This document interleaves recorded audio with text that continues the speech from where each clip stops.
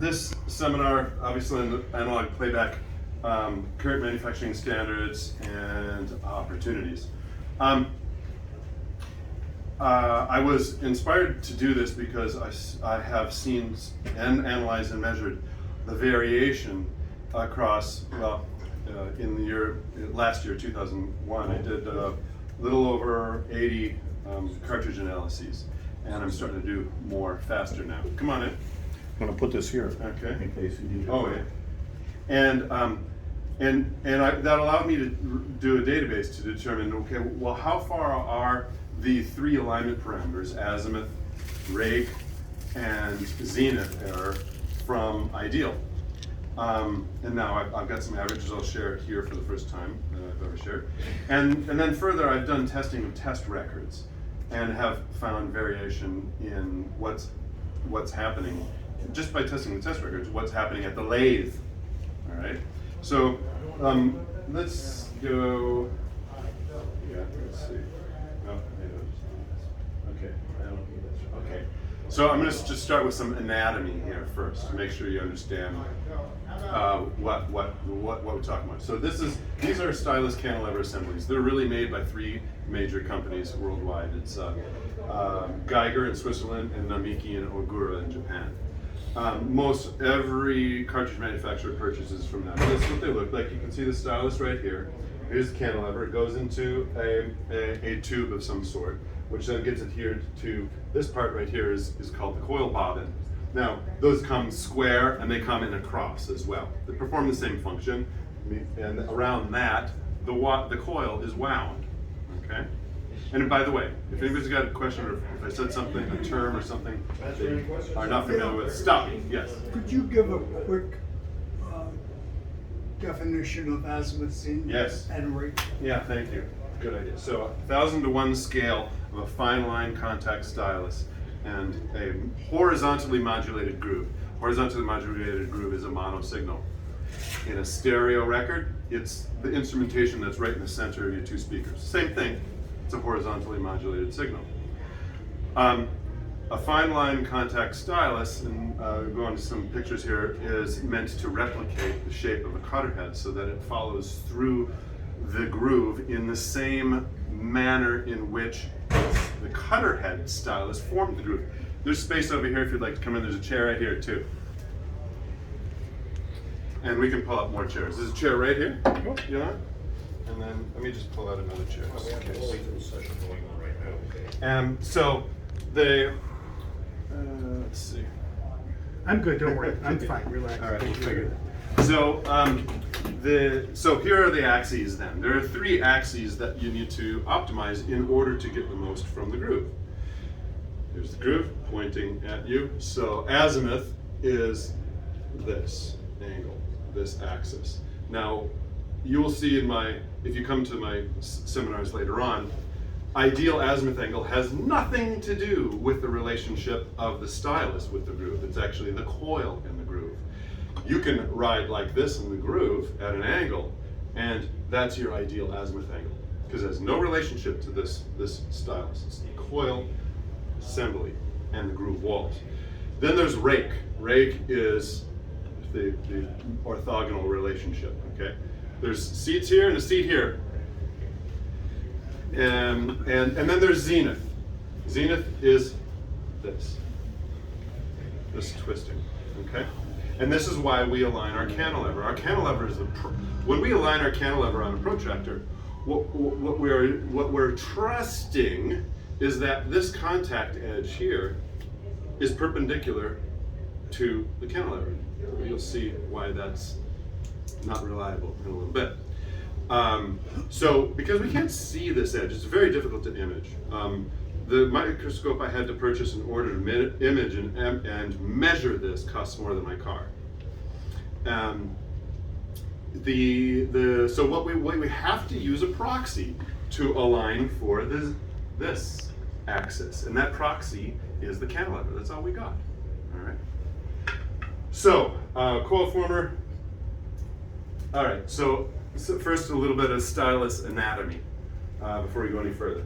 This radius right here, right there, is called the major radius.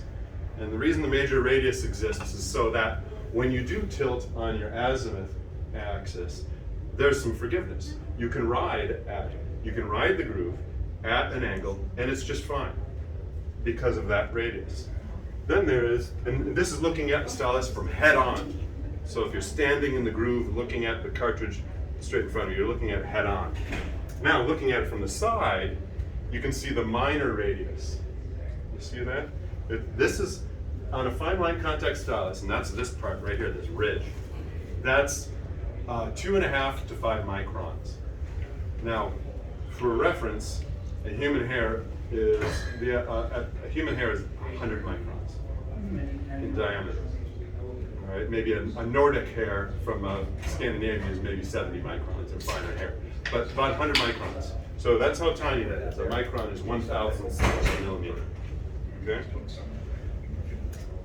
Now, I downloaded this from Namiki's website. Remember, Namiki is one of 3 manufacturers of stylus cantilever assemblies. There's a chair right here if you want to come and sit there. Fantastic. Okay. So Namiki is one of 3 manufacturers of stylus cantilever assemblies, and you'll see that these are the specs that they publish, and they offer no tighter specs than these to any cartridge manufacturer. So I want you to point to this one right here. This is looking at the stylus from that angle, straight on. That's the zenith. Okay? Plus minus 5 degrees. Plus minus 5 degrees, they publicly state, is within tolerance. Now, that is tantamount. So if you've got a 5-degree error on your stylus mount, that's tantamount to having your cantilever off by 5 degrees. The head shell will normally offer 4.5 to 5 degrees of rotational variation, and that's it. All right. I have seen zenith degree off as much as 14 degrees, and that was in a $9,000 cartridge. I've seen 10 degrees multiple times. So I do see specimens that are coming out mounted to expensive cartridges that are out of tolerance. Well, why am I seeing that if that's out of tolerance? Well, the cartridge manufacturers I've spoken to have told me that's because they don't measure for it. They don't measure for zenith error. They don't measure for zenith error because they don't have the equipment or the skills to do it. And that's why I've invested heavily. Actually, Charles was my inspiration for investing heavily in a microscope because he's got one that costs even more than mine. Yeah, and Mike Fremer forced me to buy mine to prove that my stuff is real. Yeah, and that's 5 cars price. Yeah, his is much more expensive than mine. So, so these are publicly stated variations, and then you can see the variations on the rake. Okay, so variation on the rake angle, remember it's this one, is plus minus 3 degrees. Now, we have to tolerate that plus minus 3 degrees in addition to whatever variations the cartridge manufacturer aligns the entire assembly inside of the cartridge body. I have seen rake angles in excess of 14 degrees, way off, way off. In fact, rake is the most out of tolerance parameter that I have. So here's one of the images that I took of a stylus cantilever assembly, and I want you just to get an idea of what these tolerances look like in action. So what I measured here is the center line of the cantilever relative to the stylus shank. The stylus shank is just this one. But I don't, and you can see here it's 3.3 degrees off. But I don't care. I don't care about 3.3 degrees off on the shank because that doesn't touch the record. I care about this. This is what I care about. And why do I care about it? Well, I've got a video, and again, I'll go more into this in my other seminars later today. But when the zenith error exists, you don't just have a left, right, left, right, left, right modulation. When zenith error exists, it's up, down, left, right, up, down, left, right. It becomes ovular. But there's no vertical content to this groove. None. All right, so 3.3. Now let's look at, okay, well, how about the contact edge? The contact edge, and this was 3.1 degrees, but notice it's in the opposite direction.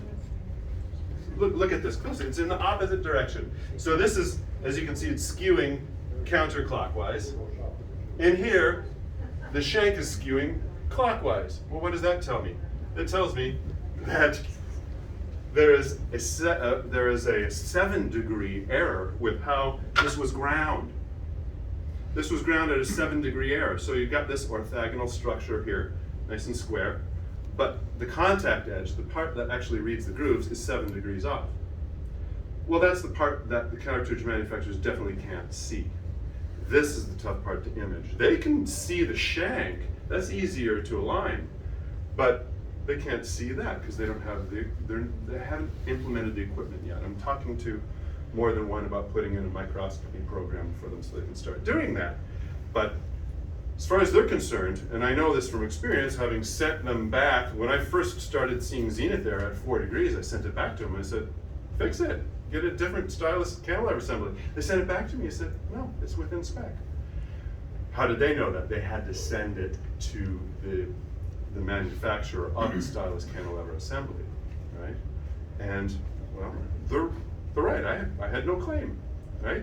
But you can, if you know what the zenith error is, you can adjust for it, and that's where the Wally zenith comes in. All right, so we see that there's not the tightest tolerances that we could use, all right?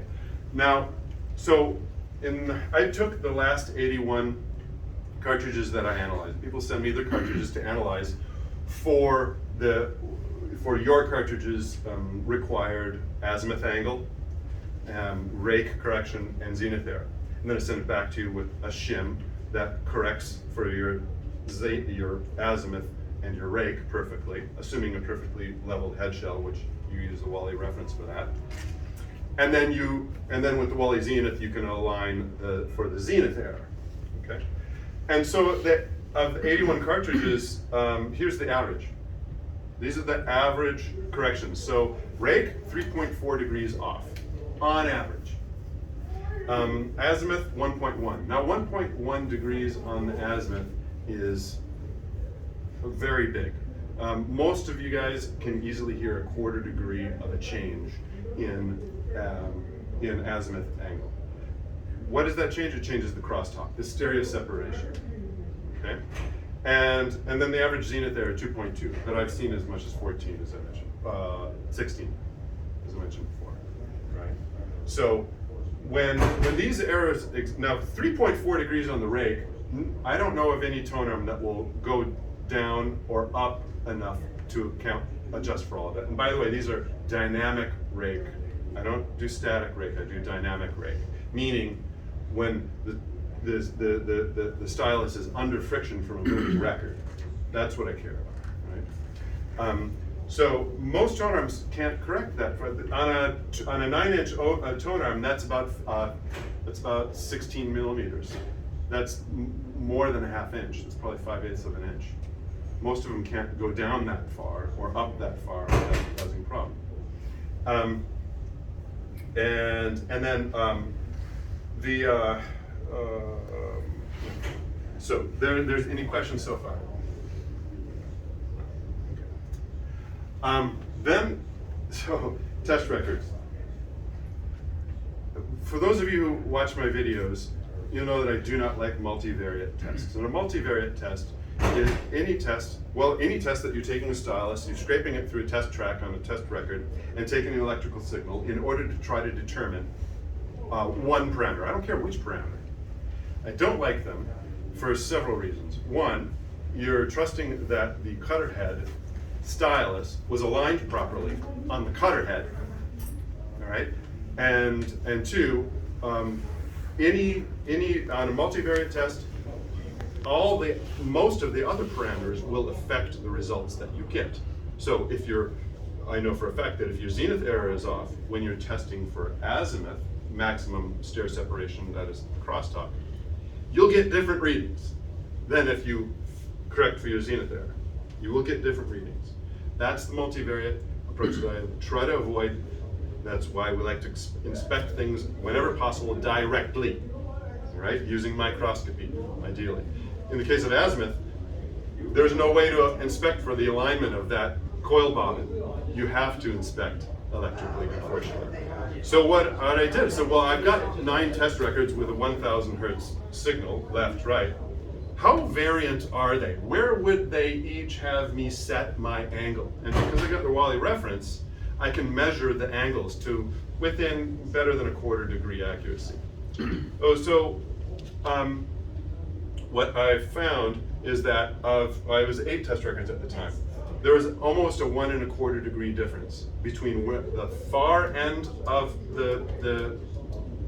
so I had my test data of 8 test records, and I plotted them out where they would have me put my azimuth angle from this setting to that setting. The difference between the two extremes was almost 1 1/4 degrees. Again, most of you can hear a difference on a 1/4 degree quite easily.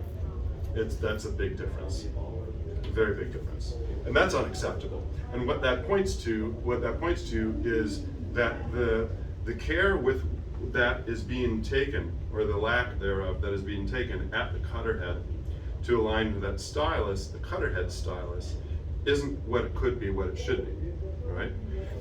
So I'm working on getting access to a few lathes in order to design the equipment to measure those angles before of the cutter head stylus before it's even cut.